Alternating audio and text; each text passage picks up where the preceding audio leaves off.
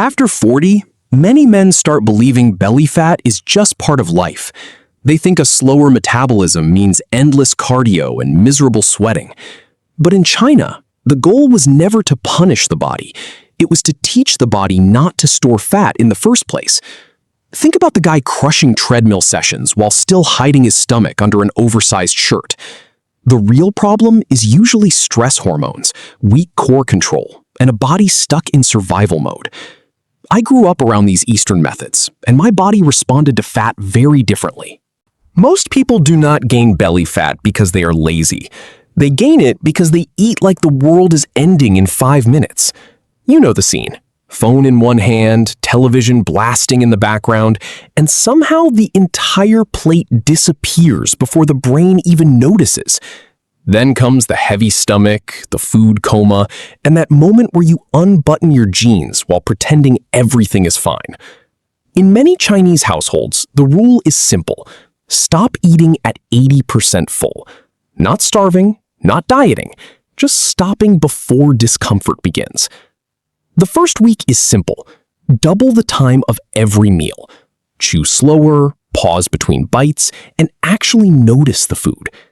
The second week, leave a few bites on the plate, even when you could finish them. By week 3, you end meals feeling light instead of destroyed. That feeling matters more than people realize. The goal is not fighting hunger. The goal is preventing hunger from controlling behavior. Modern eating destroys body awareness. Fast food, fast chewing, fast dopamine.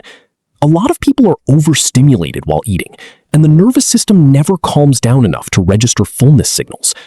Digestion actually begins with the nervous system. Slow eating activates the parasympathetic state, which improves digestion, lowers insulin spikes, and reduces fat storage signals. A lot of overeating is not real hunger. It is stress dysregulation and automatic behavior. I personally dropped from 82 kilograms to 77 kilograms in my first month using only this method, without adding workouts or cardio. Sometimes the biggest transformation starts by slowing down instead of pushing harder. Many people completely underestimate slow movement because modern fitness culture only respects exhaustion. If you are not dripping sweat, gasping for air, or collapsing on the floor, people assume the workout is useless. But watch an older man practicing Qigong in the park at sunrise. Slow arms, deep breathing, relaxed face, almost no visible effort. Meanwhile, the stressed office worker beside him already needs a third coffee before noon. That contrast matters more than people realize. Your body is not just a calorie-burning machine. It is a stress response machine. When stress stays high, cortisol stays elevated, and the body becomes protective. One of the easiest places it stores that protection is belly fat.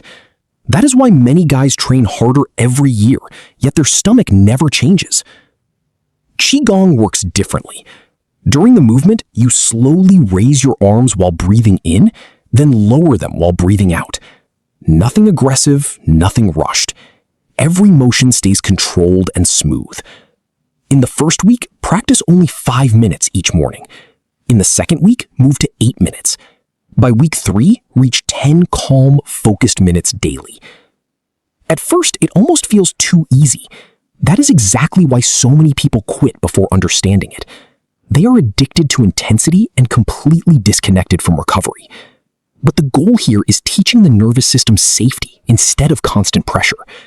Qigong lowers stress signals, helps regulate cortisol, and teaches the body to leave survival mode. Sometimes fat storage is not laziness or lack of discipline. Sometimes it is simply the body trying to protect itself from stress every single day. Most people train their abs like they are trying to impress a mirror for 10 seconds at the beach. Crunches, sit-ups, endless twisting movements. They build surface muscles, but ignore the deeper system actually responsible for holding the stomach tight. That is why some men have visible abs when flexing, but still walk around looking bloated the second they relax. The problem is often not just fat, it is weak internal core control. One of the most powerful exercises for fixing this is the vacuum hold. It looks simple, but feels completely different once you try it correctly. First, exhale all the air from your lungs. Then pull your stomach inward as if you were trying to bring your belly button toward your spine. Hold that position for 15 to 30 seconds while staying controlled. The main muscle working here is the transverse abdominis, which acts like a natural weight belt around the waist. This deep core muscle changes how the entire midsection functions. Your waist looks tighter, the stomach protrudes less, and posture improves without forcing it. More importantly, you regain control over abdominal pressure instead of letting the belly constantly push outward all day. Many lifters never train this system because modern fitness only focuses on visible muscles. I personally practice vacuum holds every single day, the same way I eat or brush my teeth. It became part of my normal routine because the results go beyond aesthetics. A bigger stomach does not always mean more fat. Sometimes it means weak core mechanics, poor breathing habits, and a body that forgot how to stabilize itself from the inside out naturally. Many adults spend their entire day breathing incorrectly without realizing it. Watch people during stressful moments at work or sitting in traffic. Their shoulders rise, their chest expands, and the stomach barely moves at all. That pattern is called chest breathing, and over time it disconnects the body from deep core activation. Then people wonder why their posture feels weak, their stomach sticks out, and their body constantly feels tense, even when they are resting. Abdominal breathing works differently. Instead of lifting the chest, you breathe deeply into the stomach. As you inhale, the belly expands naturally. As you exhale, you slowly pull the stomach inward with control. No rushing, no aggressive force. The movement should feel calm, steady, and intentional. At first, many people struggle because they realize they have almost no awareness of their core muscles. That disconnect is more common than many trainers admit. This breathing style activates the transverse abdominis, one of the deepest stabilizing muscles in the body. It also helps reduce cortisol levels because slower breathing tells the nervous system that the environment is safe. At the same time, it improves intra-abdominal control, which supports posture, spinal stability, and overall body tension. A soft stomach is not always caused by excess fat. Sometimes it comes from weak breathing mechanics and poor internal control. You can train hard in the gym for years, yet still walk around with a relaxed, protruding belly because the deep core system never learned how to engage properly. Real body control starts with breathing. Every movement, every lift, and every posture pattern begins with the way you control pressure inside the body, every single day, naturally. Horse stance looks almost ridiculous the first time you see it. No jumping, no running, no fancy equipment, just a person standing still, like they forgot what exercise is supposed to look like. But after 30 seconds, your legs begin shaking, your core tightens, and suddenly your body feels like it is holding a burning furnace. That is the moment many people realize stillness can be far harder than movement. To perform it correctly, place your feet wider than shoulder width, then lower your hips like sitting into an invisible chair. Keep the back straight, the chest relaxed, and hold constant tension through the legs and core. In the first week, aim for 30 seconds 3 times. During week 2, increase each hold to 45 seconds. By week 3, push towards 60 seconds and add another set if possible. The reason this works is simple. Stillness creates deep tension. Most modern workouts chase endless movement, but Eastern training often focuses on maintaining tension under control. Your muscles are forced to stabilize continuously without impact or explosive stress on the joints. That means you build leg endurance, core stability, and energy expenditure while staying relatively low impact. This isometric tension also teaches the body efficiency. Instead of wasting energy through chaotic movement patterns, the nervous system learns how to maintain strength calmly and steadily.